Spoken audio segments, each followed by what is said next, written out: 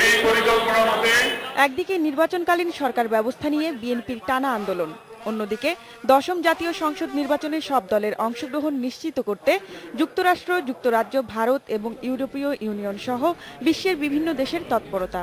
There's ongoing dialogue taking place. এসব আয়োজন ব্যর্থ করে প্রধান বিরোধী দল বিএনপি ছাড়াই 5 জানুয়ারি অনুষ্ঠিত হয় সংসদ নির্বাচন। নির্বাচন নিয়ে তৎপর দেশগুলো এই সরকারকে সমর্থন দিলেও নির্বাচন নিয়ে সন্তুষ্ট হতে পারেনি।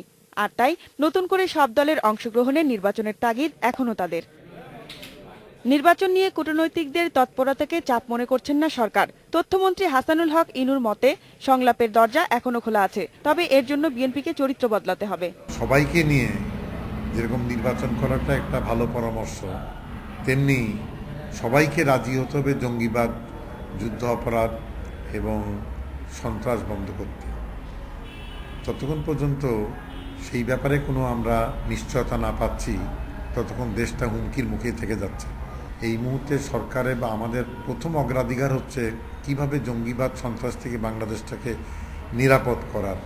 সাবেক কূটনৈতিক ফারুক চৌধুরী মনে করেন, বাংলাদেশের সঙ্গে যেসব দেশের দ্বিপক্ষীয় সম্পর্ক রয়েছে তাদের বাংলাদেশের বিষয়ে আগ্রহ থাকবে, পরামর্শও থাকবে, তবে বিদেশিদের হস্তক্ষেপ কাম্য নয়। সেটা রাজনৈতিকভাবে হ্যান্ডেল করতে হবে। আমাদের রাজনৈতিক প্রক্রিয়া যেটা আছে সেটা চলবে, তাদের বলতে হবে তাদের চাপ কোনো প্রভাব ফেলবে না, কারণ তাদের আগ্রহ রয়েছে, তাদের যেভাবে আগ্রহ রয়েছে আমাদেরও রয়েছে তো একটা আগ্রহ।